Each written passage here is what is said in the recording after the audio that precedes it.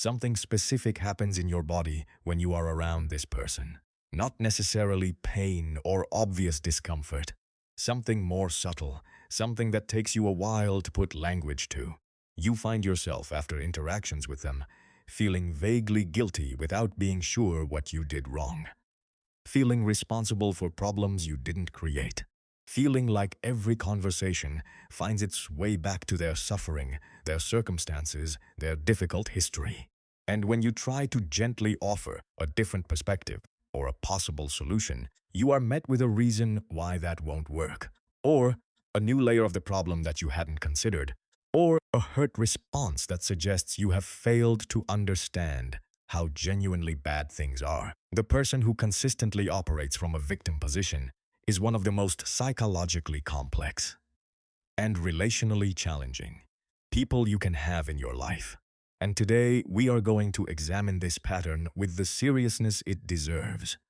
Not as a moral judgment, not as a diagnosis, but as a psychological portrait drawn from research at Northwestern University Rutgers and multiple clinical psychology departments that reveals both the function of the behavior and its considerable cost. Before we examine the pattern, we need to establish a framework that is both honest and compassionate. There is a meaningful distinction between a person who has been genuinely victimized and is working to process that experience, and a person whose primary psychological identity is organized around victimhood as a stable, defended position. We are talking today about the second. This distinction matters enormously, both ethically and psychologically, because conflating the two contributes to the silencing of genuine survivors. Dr. Nancy McWilliams at Rutgers University, one of the most respected psychodynamic theorists in contemporary clinical practice, identifies victim positioning as a specific defensive configuration, an organized psychological strategy, usually developed in childhood, that serves important protective functions for the individual, even as it creates significant problems in their relationships. The primary function is responsibility avoidance. When external circumstances are reliably the cause of one's difficulties, personal accountability for outcomes is not required. The locus of control, the perceived source of what happens in one's life, is located entirely outside the self. This is not laziness. It is a deeply consolidated cognitive framework, often built in early environments where the individual genuinely was at the mercy of forces beyond their control, where accountability produced punishment rather than growth, and where the external attribution of difficulty was, in fact, accurate. Research by Dr. Martin Seligman, initially conducted at the University of Pennsylvania, and subsequently one of the most replicated findings in all of psychology, established the concept of learned helplessness, the phenomenon in which organisms who have experienced repeated, uncontrollable negative events stop attempting to escape or change those events, even when escape or change becomes available. Seligman's original animal research, subsequently validated extensively in human psychological research, demonstrated that learned helplessness produces a specific triad: passivity, cognitive distortions regarding control, and emotional depression. For the person who always plays the victim, learned helplessness is not merely a cognitive error. It is an experiential legacy. If you grew up in an environment where your efforts to influence outcomes consistently failed, where you were punished for asserting your needs, where the adults in your world were unpredictable and unresponsive to your input, your nervous system built an accurate model of the world. Your actions don't change things. Things happen to you. That model is still running. Dr. Dan P. McAdams at Northwestern University, whose narrative identity research examines how people construct the story of their life as a core psychological organizing structure, identifies what he calls the contamination narrative, a life story organized around the theme of goodness being destroyed or undermined by external forces, as a specific narrative pattern associated with particular psychological outcomes. People who organize their life narrative around being victimized by others and circumstances receive several real social payoffs from this narrative structure. They receive attention, concern, and care. forms of social connection that may be unavailable through other channels. They receive reduced accountability for outcomes, which eliminates the threat of shame. They receive a moral positioning as the injured party that provides a form of status, the status of the wronged. And they receive a ready explanation for all difficulties that is consistent, comprehensive, and requires no painful self-examination. These payoffs are real. They meet real needs.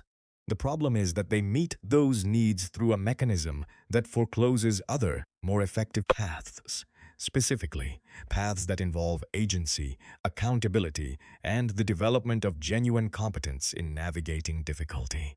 The reason victim behavior is so relationally corrosive is that it places others in an impossible position. The person who consistently presents from a victim position creates what clinicians call a double bind for those who care about them. Express concern and validate the victimhood, and you reinforce the pattern. Gently offer challenge or alternative perspectives, and you become the next persecutor. The circle of available responses closes. Any attempt to be genuinely helpful is either absorbed into the narrative as temporary relief that doesn't change the fundamental situation, or is recast as evidence of insufficient understanding or care. Research on long-term relationships with individuals in consolidated victim patterns consistently shows emotional exhaustion in the other party. The gradual depletion of empathy and engagement through the experience of care that produces no change, and of help that is never quite helpful enough. This is not a character failure in the caregiver. It is the predictable outcome of a relationship dynamic where the frame of the problem, everything happens to me, I have no agency, things cannot be different, makes solutions structurally impossible. For the person who cares about someone in this pattern, the most evidence-based position is one of warm, boundaried accountability. This means genuine empathy for their experiences without reinforcing the helplessness narrative. Consistent, gentle reality testing that notices and names their agency where it exists. Refusal to take responsibility for their distress in ways that eliminate their need to develop their own coping resources. And clear, honest communication about what you can and cannot provide in the relationship. This is not giving up on someone. It is refusing to participate in a dynamic that, however well-intentioned your participation, does not serve their growth. The most loving thing you can offer someone in this pattern is not more rescue. It is the expectation that they are capable of more than the narrative they're currently living. The person who always plays the victim is not, fundamentally, a manipulative person.